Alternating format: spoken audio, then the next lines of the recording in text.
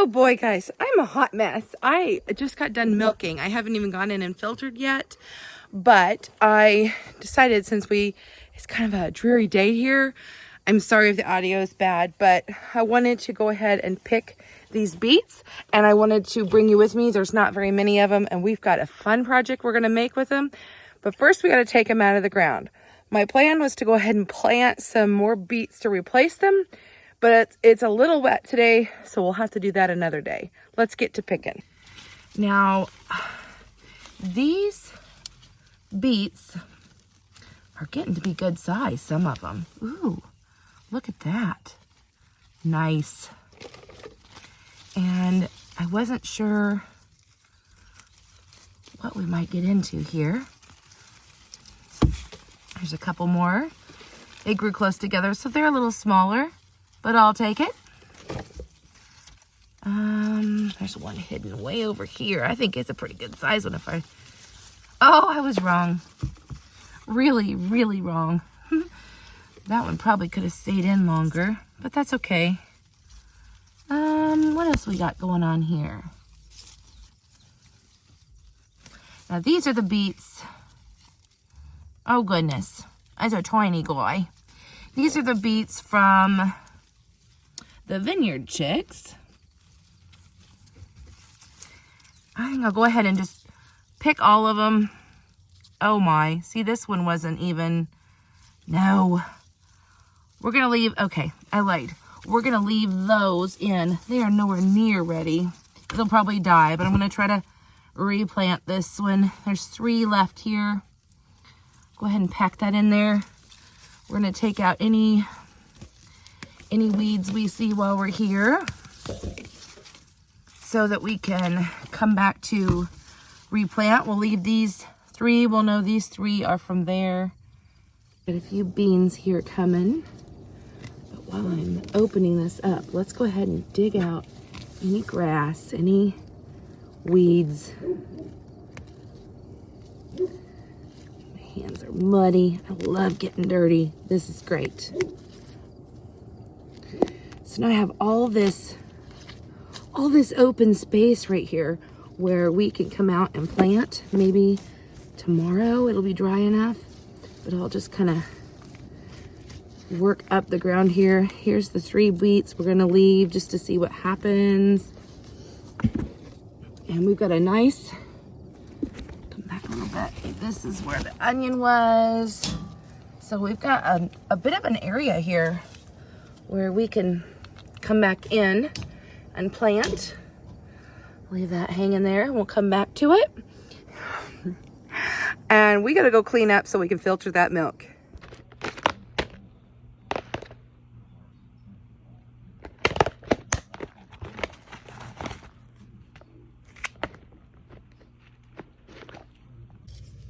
Okay, changed my mind.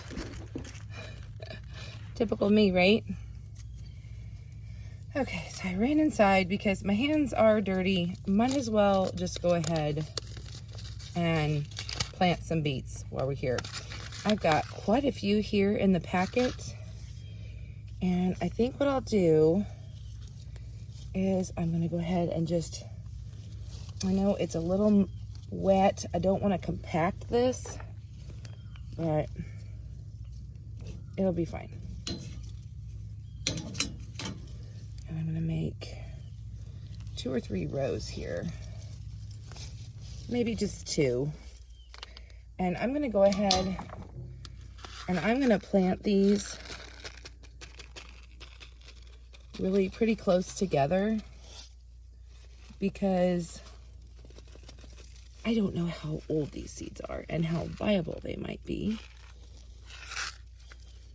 And I'm also gonna push these over and make a 3rd row. So there's that. See, that's how I do. I kind of change my mind as I go when I do things. Are you like that? Or do you have a plan and you always just stick with it? I have found that sometimes you can do the best at making a plan. But, oh dear, now I've made a mess. So there went that plan. So now everything is just kind of thrown in here with no rows, no pattern, and no plan. So we'll just see what happens. I may or may not get these buried deep enough. We'll see. Hey friends, so glad you came to the kitchen today. If you're unfamiliar with who I am, I'm the Inquisitive Farmwife, and I'm so glad that you are here in the kitchen with me because I'm trying something new with beets from my garden.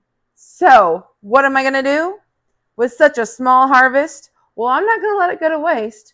I'm going to make Beet Kvass. Come along, let's do this together. So I went to the garden, we picked these beets. I had seen this one right here and thought, ooh, the beets are ready. And the other three, I guess I got 4 of them that I got were kind of small. So this is it for this round of beets. And I had been researching Beet Kvass, and I thought, oh, that sounds so very, very interesting. But they are a root vegetable, so I want to make sure we kind of clean this off a little bit. You don't want to super scrub it because we need some of that bacteria to ferment this. So I just kind of want to give it a quick little scrub just to get the dirt off. We're not deep scrubbing, okay? Pulling off any of these tiny little root hairs.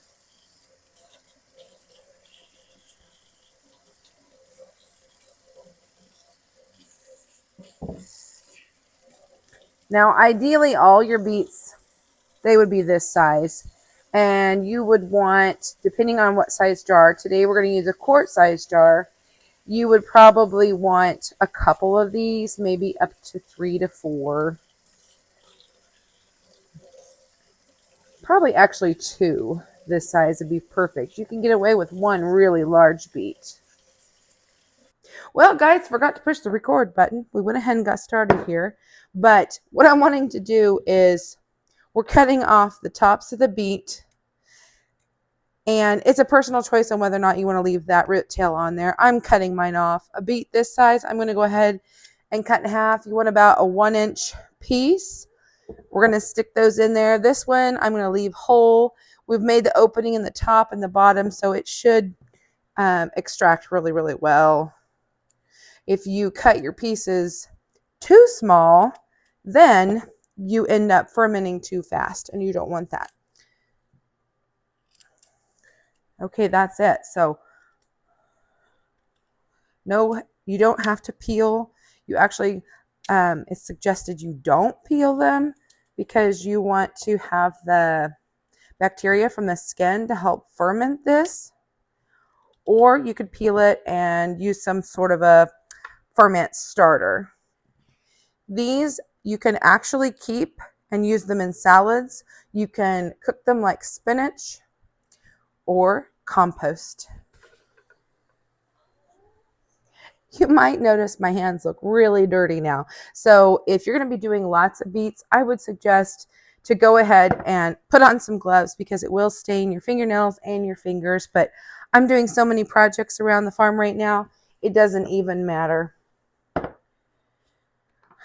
You're going to want to get yourself a teaspoon per quart, teaspoon of salt. And I'm going to go ahead and use the super fine. Some people like to use the more chunky salt, but I think that this helps it dissolve in the water just a little bit better. We don't want to use any metal, so grab yourself a glass container to put it in. I find mason jars work really, really well. And then I didn't have any distilled water. I wasn't sure how many beets I was going to be getting. I was hoping for more. I was hoping to ferment in a half-gallon jar, but that didn't happen. So I had this lid here so that the air could get out, and it takes all the chlorine out if you just leave it out overnight. I'm going to fill this up to the neck, which is about a 1-inch headspace. We'll give that a quick stir and see that salt will just dissolve so much faster. But as long as you don't use table salt, you're fine. Some sort of a natural salt that is not iodized. So the next little thing I have going on, my lid is one that is made for fermenting. So it lets the gases out, but doesn't let, little gnats and things like that in. And this is the particular one that I have. I like using these. It has a nice seal on it. So I'll put that in. I'll put that on here. And then this little gadget, it has a little floater in it. I believe, I'm trying to remember if I have to put water in this. I don't think so. This goes, I don't know, maybe you do. This goes down in here. Put a little.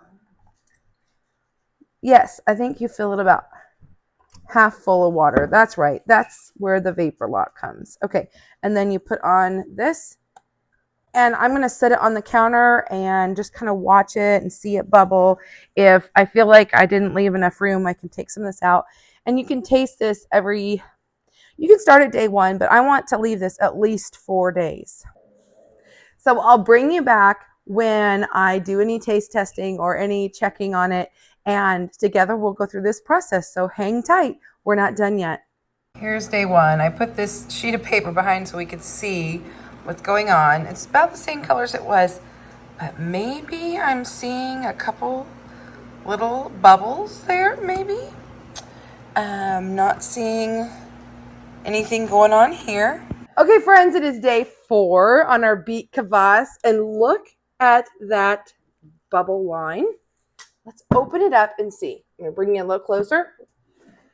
Okay, that way you can see what I see when I open it up. Oh, wow. Okay, there. It had definitely reached the top.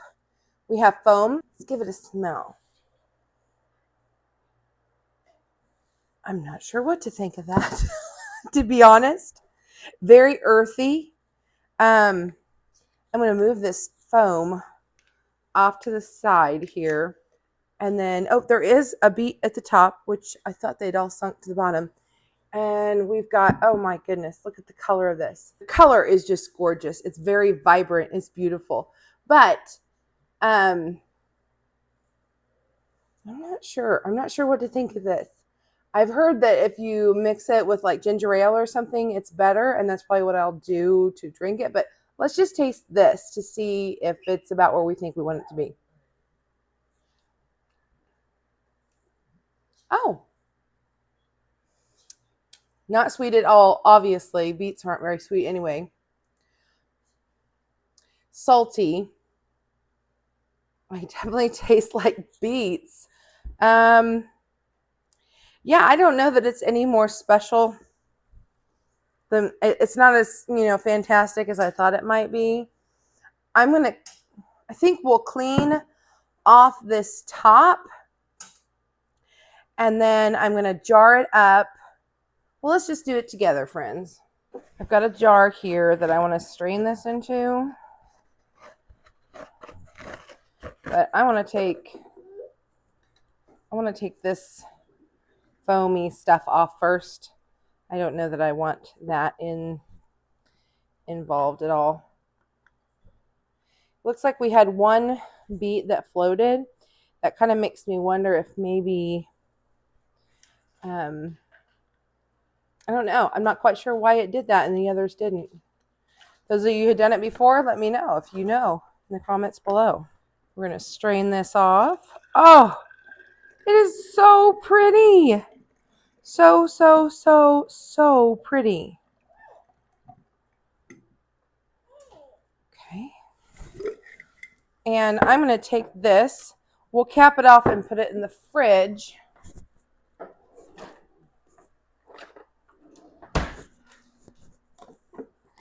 I'll get a label on it, put it in the fridge, and then we'll come back in a day or two. I'll get some ginger ale or something to mix with it, and we'll try it again.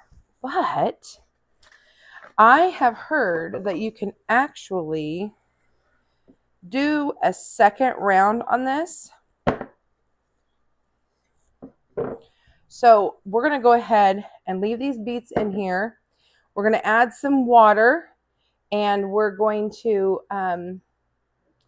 I think we can add some cloves and other seasonings to it, and we'll start it again and see if we can get one more run out of it. I've heard of people doing it up to 4 times, but I don't think we're going to get more than 2 times out of it. But I'm going to go ahead and wipe this lid out real good. You know, it's a new round, so we want to treat it like it is a new ferment. So we're going to wipe it all down. Okay, so I filled this up with tap water this time. I know last time we did not use tap water, and I don't have any distilled water right now.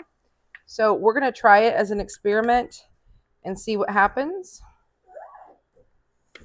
And I went ahead and added 2 hefty teaspoons, so probably like a tablespoon of salt in here. We're going to stir it up.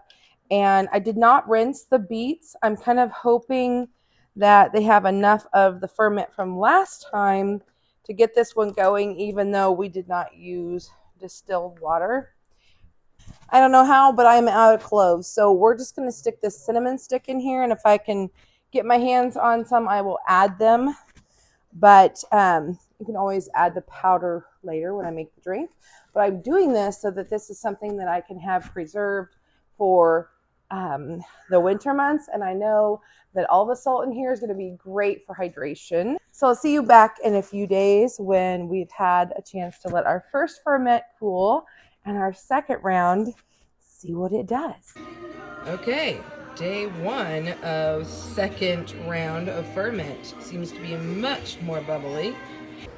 So once I realized I did not have cloves, I got online, I ordered some. They were in, I believe, the next day, definitely within 2 days.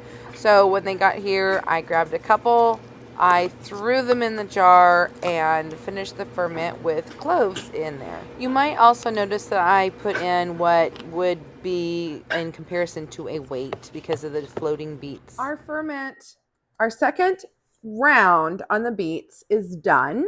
We have let the cinnamon for like 3 or 4 days and the clove for 2 or 3 days. And oh, now this smells different, obviously, with the spices. But what I'm going to do is I'll take, with my clean hands, I'm going to take this off and I'm going to strain it out of the jar, just like I did before with the original Beet Kvass. And then I'm going to meet you at the table and we're going to do some taste testing. But actually, let's get a plastic spoon and give this a taste test by itself first. I guess because you're supposed to, taste it to see if it's where you want it to be. And the other was really, really salty, but you can see it really took on the flavor. And so if you want to keep going further with it and try it, maybe you'd like it, but I think I'm going to stop at this.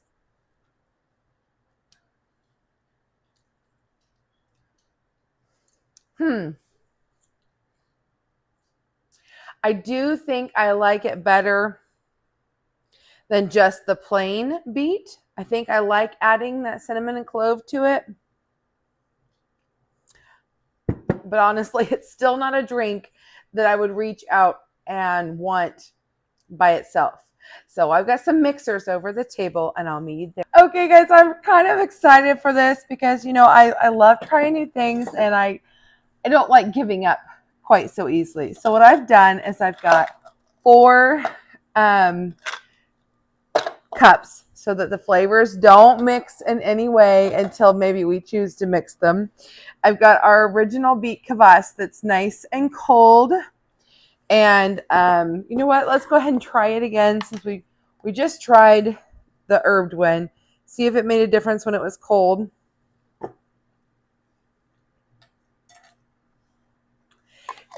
There's this note in the back that's almost like too earthy, almost too earthy. And this is not as salty. You definitely get that ferment, like like if you have a stinky cheese. I mean, I don't know how to explain it other than it reminds me of like feta or something. It's a ferment. And so it has been suggested that you can try to serve it mixed. So I got some sparkling red grape juice and some ginger ale.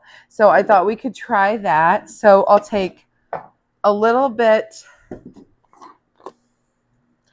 just a little of the original in each jar, because I don't know if I'll like it.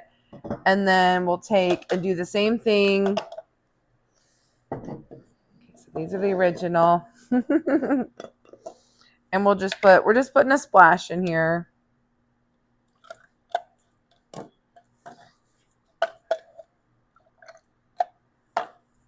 Because we're just giving it a little taste for right now.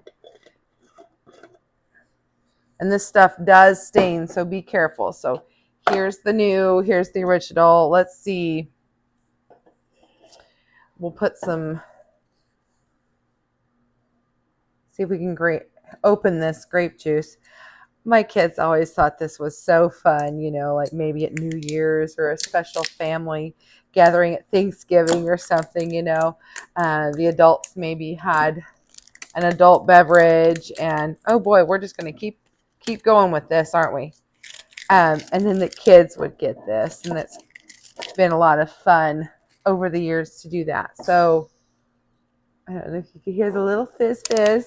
I've heard that, you know, I like, oh my, I like kombucha a lot, and I really like it when you can get a good fizz with it.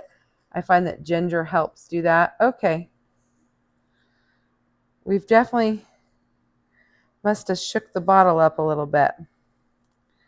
Well, we're just gonna make a mess. We're just gonna make a mess.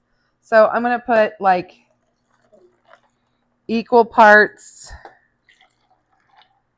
Actually, I might have put more grape juice in there. I don't know. And then we'll do the ginger ale the same way.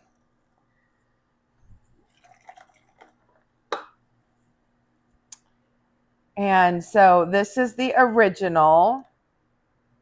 And since I'm drinking this myself, I don't mind just using the same spoon. I guess we'll get a little bit of. And because we're using these cups, we don't see the beautiful color, but hopefully you can get the idea. If I was super professional, I would have gotten like a bunch of wine glasses or something else, but that just didn't happen today. So we'll try the original with the grape.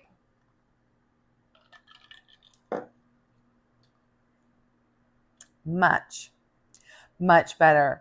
I can definitely see that the sweetness of the sparkling red grape juice, non-alcoholic. I mean, there's 28 grams of sugar, so obviously, but I could see, you know, I was thinking to myself, oh, some honey would be good or something. Let's try it with the cinnamon and clove.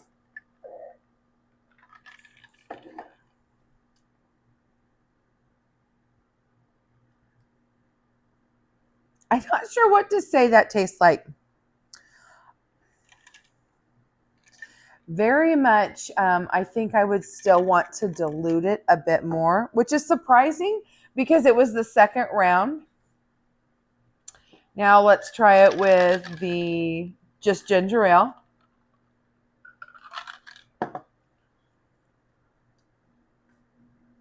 That I could do. This tastes like Gatorade now to me. This tastes like, you know, Powerade, Gatorade, any of those.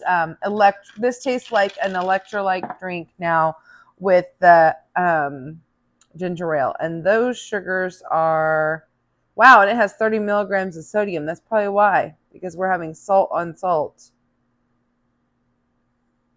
20 grams of sugar, so it's a little bit less sugar, and it's not fruity.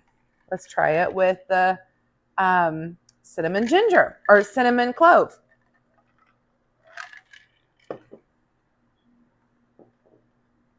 Again, more of a like electrolyte type thing. Well, probably should have done this, but I was cleaning up. I decided to just throw them all together. That's my favorite. This was almost too much. This really was super salty. So when I combined them together with a little grape and a little ginger, I really kind of like it. So play around with it, friends. I think that if you use just a little bit in with some of your favorite things, it could become a healthy addition to some of your favorite drinks. I really think I like this combination. That's pretty good. Tell me, have you ever had a beet kvass? Do you make other kinds of kvass? Do you like them better? How do you drink your beet kvass? I want to know in the comments below. Thanks for being here, guys. I love when you go on these adventures with me. I'll see you next time. Bye for now.